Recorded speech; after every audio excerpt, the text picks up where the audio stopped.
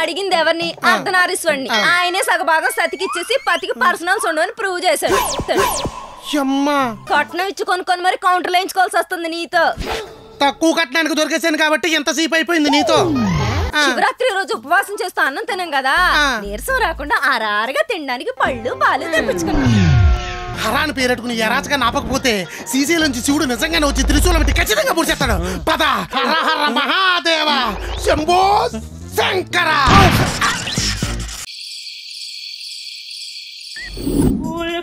అమ్మ నైట్ అయితే నరకం కనబడుతుంది. నిద్ర రాదేంట్రా నారాయణ. కోటీశ్వర్లందరూ పడుకునే ముందు పుస్తకాలు చదువుతారని కోటికెళ్ళి మరీ కొనుక్కుని తెచ్చుకున్నా. కోటీశ్వర్లు ఎలా కావాలా, కనీసం కొనుకన్నా రావాలి కదా. బొక్కల బోరు కొడద్దేంటి? అందుకే మిడిల్ క్లాస్ వాడు ఎప్పుడు మిడిల్ గానే ఆలోచించాలి.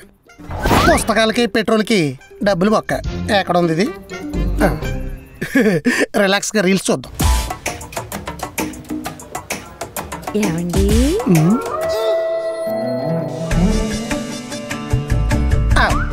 రీల్స్ లోని దెయ్యాలి, రియల్ గానే దెయ్యాలి. ఇది కూడా వేస్ట్.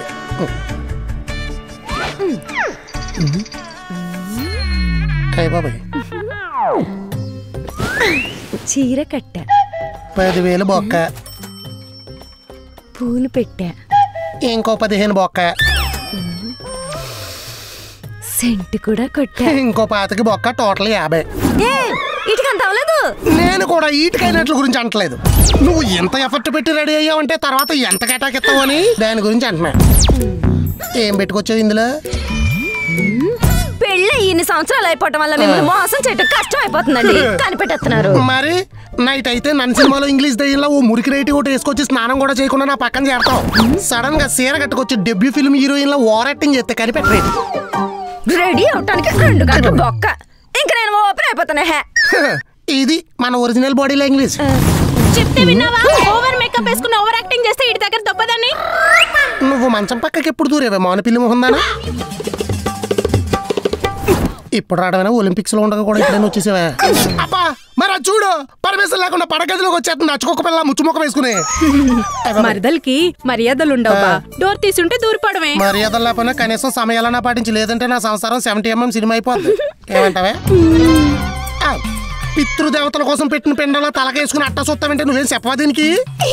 నేను చెప్తేనే వచ్చింది. మంచం పక్కన దాక్కోమని చెప్పావా? పోనీ బాత్రూమ్ లో పోమని చెప్పపోయావా? పంచనా ప్లాన్ ఏంటో అడగండి, లేదంటే నాకు చెప్ప బుద్ధిగా. మనకు మళ్ళీ ఇది ఒకటి ఉందేటి? దేనికో అంటే యాసవకాలం వచ్చింది కదా, వడియాలు పెట్టుకోవడానికి పిండి కావాలా? వడియాలు వేసుకోవడానికి ఎవడైనా ఎంత వయ్యారంగా రెడీ అవుతాడా? మరి మనకు అంతకన్నా పెద్ద ప్రోగ్రామ్స్ ఉంటే 3 చెడదబ్బా అంటే 3 మీద గుద్దుతా. చెడదబ్బని చెప్పు. సమ్మర్ వచ్చింది కదా, చల్లబట్టడానికి ఏదైనా వెకేషన్ కి తీసుకెళ్తా. వేసుకుని వచ్చావా? కాదు మామూలు అసలే. అయినా మనం చల్ల ప్రదేశాల్లో సంచరించడానికి మనకు వచ్చి శాలరీ లేదు, సహకరించాం. కావాలంటే ఏసీ సర్వీసింగ్ చేపిస్తాను, 16 లో పెట్టుకుని ఫుల్ గా చల్లబడు. బిల్లు ఎంత వచ్చినా పర్లేదు, దీంతో బెగ్గింగ్ చేయించాను కట్టేస్తాం. మంచి పక్కకి ఎందుకు దూరావు?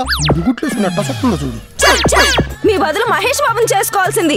సంవత్సరానికి 4 సార్లు అయినా శీతల ప్రదేశాలకు తిప్పేవాడు. అప్పుడు ఇలా డల్లి మొహం కాకుండా నమ్రతా శిరోద్కర్ మొహం వేసుకుని కొట్టాలి.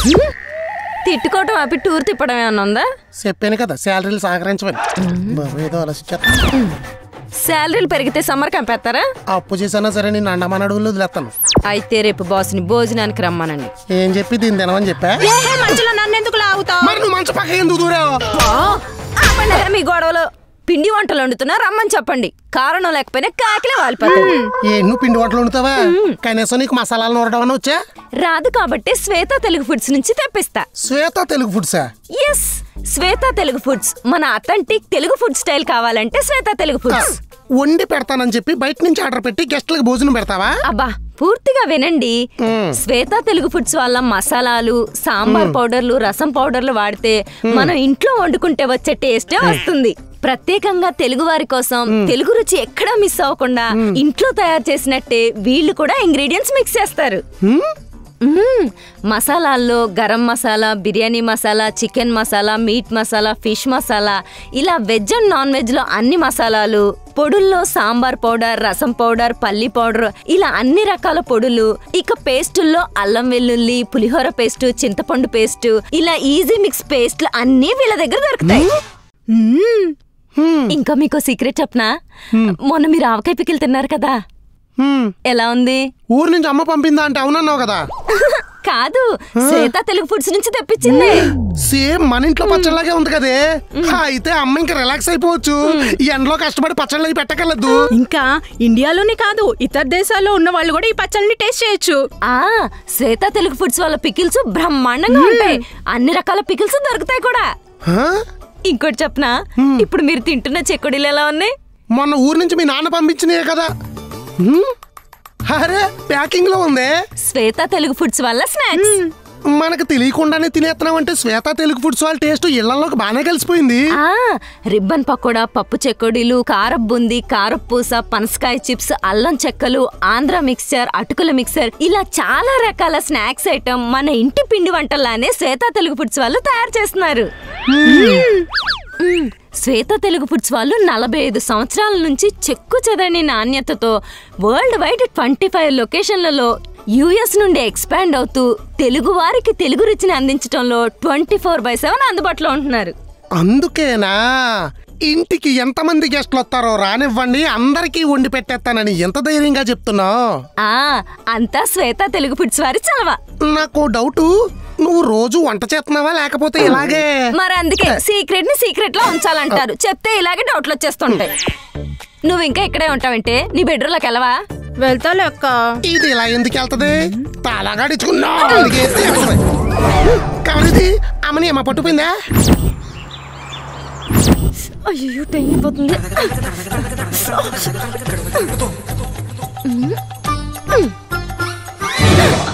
ఊసే వంటగదిలో ఒంటరిగా పోరాడుతున్నాను. ఈ ఒక్క రోజన్నా సాయం చేయవే, సచ్చిన కడుపును పడతాను. కూరగాయలు తరుగు. ఉండక్క, అసలు అంబానీ వేసిన దెబ్బకి గుండె తరుక్కుపోతుంటే నువ్వు కూరగాయలు తరగంటావు. అంబానీయా? మందంతా జియో ఫ్యామిలీ అంటాడు, కనీసం కొడుకు పెళ్ళికి కార్డు కూడా పంపలేదు. అయ్యా కార్డేంటి, కానుకలతో పెద్ద పెట్టే పంపిస్తాను, నువ్వు చూడలేదా? అవునా, ఎక్కడా? అదిగో అక్కడ. అప్పడాలు ఎత్తుకోవడానికి కొంపలో సరైన కర్ర లేదు కానీ అంబానీ దగ్గర నుంచి కార్డు కావాలంట. ఆస్తిలో వాటా ఏమొద్దు, అన్ని మూసుకొని ఆలుగడ్డ తోల్తి, లేదంటే తెలుసు నువ్వు నా తోలు తీస్తావు. కాదు, ప్రాణాలు తీస్తా. ఏదో ఒకటి అంటది. డైలీ మీల్స్ ఎట్టి ఓడి కోసం మిక్సీ కూడా ఆన్ చేయనమ్మా. రూపాయలు వస్తున్నాయని సరికి రుబ్బురోలో పిండి రుబ్బిందా. ఈ మధ్యన సామెతలు కూడా రాసేస్తున్నారు ఏంటండి? బలకా బలపం పట్టుకోనోడు కూడా కట్టుకున్న దాని మీద కౌంటర్లు వేయాలంటే సామెతలేటి, సుమతి శతకాలు, వేమన పద్యాలు కూడా రాసేస్తారు. ఏమంటావు? వంటకి వంట మాడొద్దు అంటున్నా. చెత్తడని బెంగాల్ ఎక్కడ బొంగుల సామెతలు చెప్పావంటే నైఫ్ ని నైస్ గా దింపేస్తా. ఇంట్లో వంట తిని ఇసుకొచ్చి ఉంటుంది, బయట భోజనం అనగానే బయలుదేరిపోయాడు. నువ్వు రాసావు ఏదో గురుగారు బొచ్చులో శిష్యురాలు సాయం. ఇంకరాకే ముందెళ్ళి బాస్ ని బుజ్జగించండి, భోజనాలు ఎట్టి బొబ్బ పెట్టేయాలి. బొబ్బ పెట్టాలంటే బత్తడి బియ్యం ఉండాలి. నువ్వు కొయ్యి. ఏంటి సొక్క సెల లూజుగా ఉంది? భోజనాలు అన్నారు కదా, బట్టలు బిగుగా ఉంటే పొట్టలకు దిగదా అని. అమ్మా ప్రోగ్రాముల ప్రభావం అనుకుంటా ప్రతి ఒక్కడు ప్రాసల భాషలోనే మాట్లాడుతున్నాడు. డైలాగ్ లాపి డైనింగ్ టేబుల్ దగ్గర వెళ్ళిపోదామా? టిఫిన్ చేయకుండా తిన్నా ఎక్కడికి వచ్చి కాసేపు అయితే కళ్ళు తిరిగి పడిపోతా. అలాగే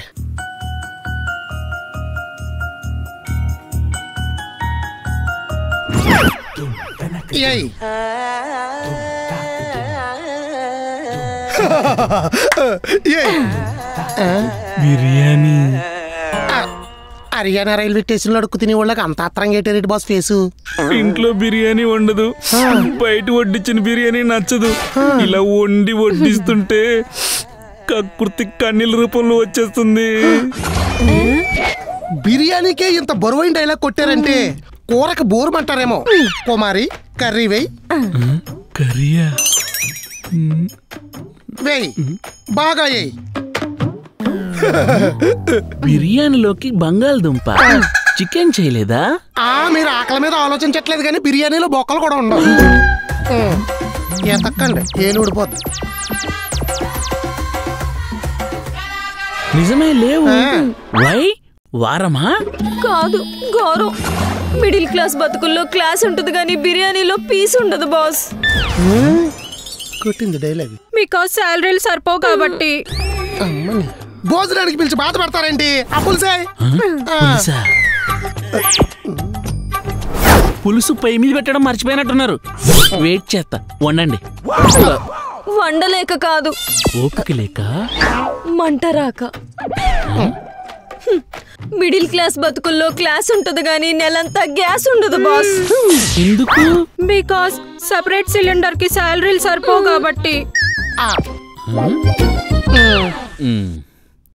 పచ్చడుందా? అయ్యో దేవుడా, పచ్చడంగానే పరిగెడుతుందేంటి? పోని పెరుగు. అయ్యయ్యో దేవుడా, ఇదిగో అమ్మాయి, పెరుగన్న కూడా పరిగెడుతుందేంటి?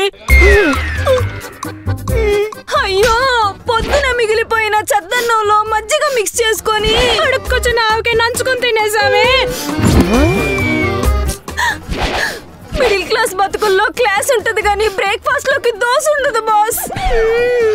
అయ్యో పొద్దున్నే చద్దనంతా మేనేజ్ చేస్తాం ఎందుకంటే మాకు శాలరీ సరిపోవు కదా. ఏం పెర్ఫార్మెన్స్!